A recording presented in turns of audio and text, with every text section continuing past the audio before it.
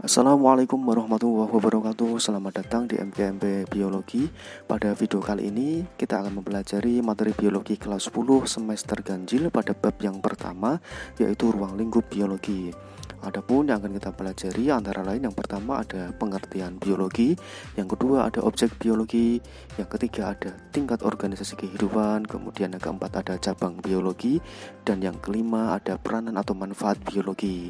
Sebelum kita mulai, jangan lupa like, komen, dan subscribe supaya channel ini semakin berkembang.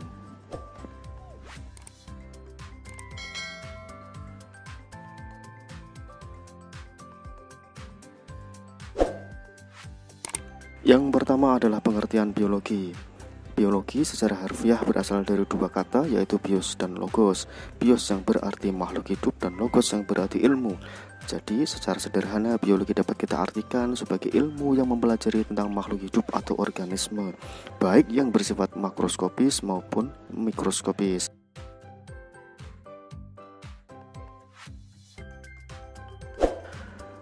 Objek kajian biologi meliputi semua makhluk hidup atau organisme, baik yang bersifat makroskopis maupun mikroskopis. Organisme makroskopis adalah organisme yang dapat dilihat dengan mata secara langsung, misalnya tumbuhan tingkat tinggi, hewan, dan manusia. Sedangkan organisme mikroskopis adalah organisme yang tidak dapat dilihat dengan mata secara langsung. Dan untuk melihat organisme mikroskopis tersebut diperlukan alat bantu, misalnya lup, mikroskop cahaya, dan mikroskop elektron. Adapun contoh organisme mikroskopis antara lain bakteri, protista, virus, serta beberapa jenis jamur dan ganggang.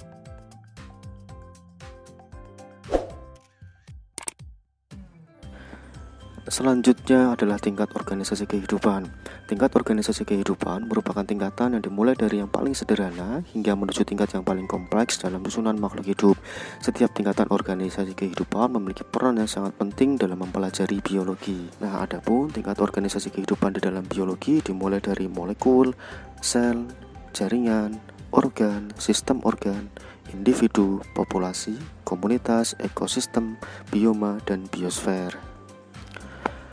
Tingkat yang pertama adalah molekul. Pada umumnya, tubuh organisme atau makhluk hidup mengandung molekul yang tersusun dari atom karbon, hidrogen, oksigen, dan nitrogen. Jenis molekul yang terkandung di dalam tubuh antara lain karbohidrat, lipid, protein, dan asam nukleat. Jadi, molekul dapat kita simpulkan merupakan bahan dasar penyusun tubuh. Yang kedua adalah tingkat sel. Sel merupakan satuan unit terkecil penyusun tubuh, atau dengan bahasa lain, sel merupakan unit struktural dan fungsional penyusun tubuh. Sel memiliki organel dengan fungsi tertentu, misalnya inti sel atau nukleus untuk mengatur metabolisme sel, mitokondria untuk respirasi seluler, dan ribosom untuk sintesis protein. Tingkatan yang ketiga adalah jaringan. Jaringan merupakan kumpulan sel yang memiliki bentuk yang sama dan melakukan fungsi tertentu. Contoh jaringan pada tumbuhan tingkat tinggi antara lain epidermis, parenkim palisade, parenkim spons, sclerenchyme, xilem, phloem, cambium, dan gabus. Sedangkan contoh jaringan pada hewan tingkat tinggi dan manusia yaitu lemak, tulang, darah, limfa, otot, dan saraf. Tingkatan yang keempat adalah organ. Organ merupakan kumpulan beberapa macam jaringan yang melakukan fungsi tertentu. Contoh organ pada tumbuhan tingkat tinggi yaitu akar, batang, daun, bunga, dan buah. Sedangkan contoh organ pada hewan tingkat tinggi dan manusia antara lain jantung, paru-paru, hati, lambung, usus, telinga, dan hidung. Selanjutnya adalah sistem organ. Sistem organ merupakan kumpulan dari beberapa organ yang melakukan fungsi tertentu. Contoh sistem organ pada hewan tingkat tinggi dan manusia yaitu sistem peredaran darah, sistem pencernaan, sistem ekskresi, sistem reproduksi, dan sistem koordinasi. Sistem organ dibentuk oleh beberapa organ, misalnya sistem pencernaan makanan terdiri atas organ mulut, kerongkongan, lambung, dan usus. Selanjutnya, kumpulan dari beberapa sistem organ akan membentuk yang namanya individu atau organisme. Individu merupakan satuan makhluk hidup tunggal. Contohnya adalah sebatang pohon kelapa, seekor semut, dan seorang manusia. Selanjutnya adalah tingkat populasi. Populasi merupakan kumpulan dari individu dari satu spesies tertentu yang berinteraksi dan hidup di wilayah yang sama. Contoh dari populasi adalah sekumpulan pohon kelapa di suatu kebun dan sejumlah semut yang hidup di suatu lubang pada sebatang pohon. Sementara komunitas merupakan kumpulan dari populasi dari berbagai spesies yang saling berinteraksi dan hidup di area tertentu. Contoh dari komunitas adalah seluruh organisme yang hidup di suatu sawah terdiri atas populasi tanaman padi, serangga, ular, burung, tikus, dan semut. Tingkatan berikutnya adalah ekosistem. Tingkat ekosistem merupakan tingkatan organisasi kehidupan yang mencakup organisme dengan lingkungan abiotiknya yang saling mempengaruhi atau terjadi hubungan timbal balik di antara keduanya.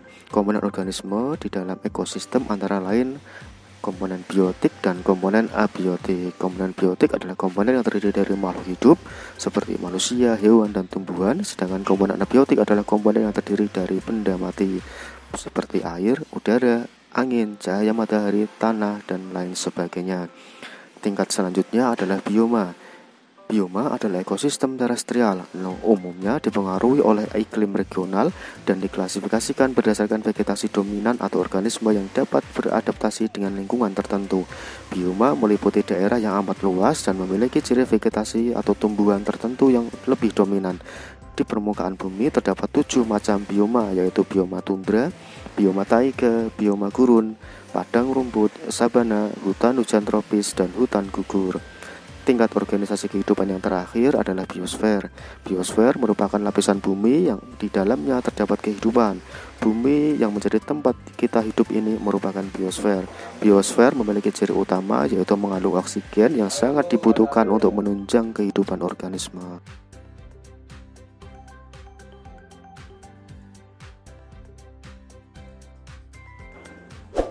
Pembahasan selanjutnya adalah cabang-cabang biologi. Biologi muncul dan berkembang melalui pengamatan dan eksperimen terhadap organisme yang pernah ada atau hidup di bumi. Dari waktu ke waktu, pengamatan dan eksperimen biologi terus dilakukan dan ditunjang dengan penemuan peralatan modern, sehingga objek kajian biologi semakin banyak dan semakin beragam. Oleh karena itu, biologi dibagi menjadi beberapa cabang biologi. Jumlah cabang biologi semakin banyak seiring dengan munculnya penemuan-penemuan baru. Beberapa contoh dari cabang biologi yang pertama adalah anatomi. Ini merupakan ilmu yang mempelajari struktur bagian tubuh makhluk hidup. Yang kedua ada ekologi, mempelajari tentang hubungan timbal balik antara makhluk hidup dengan lingkungan. Yang ketiga ada entomologi, yaitu ilmu yang mempelajari tentang serangga. Keempat ada mammalogi, ilmu yang mempelajari tentang mamalia. Kemudian ada parasitologi, ilmu yang mempelajari tentang parasit. Zoologi, ilmu yang mempelajari tentang hewan, dan lain sebagainya. Peranan atau manfaat biologi. Penelitian dan penemuan dalam bidang biologi bertujuan untuk meningkatkan kesejahteraan manusia. Penyalahgunaan untuk tujuan kejahatan sangatlah dilarang. Misalnya virus atau bakteri yang digunakan untuk membuat senjata biologi. Perkembangan biologi saat ini telah ikut serta menyumbang berbagai usaha mensejahterakan kehidupan manusia dalam berbagai bidang, antara lain sebagai berikut. Yang pertama ada bidang kedokteran, misalnya teknik pembuatan bayi tabung, metode keluarga berencana atau KB, cangkok organ tubuh, bedah plastik, dan terapi gen. Yang kedua pada bidang farmasi, misalnya pembuatan vaksin sintetik, vaksin antibiotik untuk bakteri dan jamur, antibodi monoklonal, hormon insulin buatan, enzim-enzim buatan, serta obat-obatan tradisional, jamu, ataupun obat-obatan modern. Bidang yang ketiga adalah bidang teknologi pangan, misalnya pembuatan keju, sosis, sarden, nata de coco, yogurt, makanan suplemen, PST atau protein sel tunggal, kecap, dan lain sebagainya.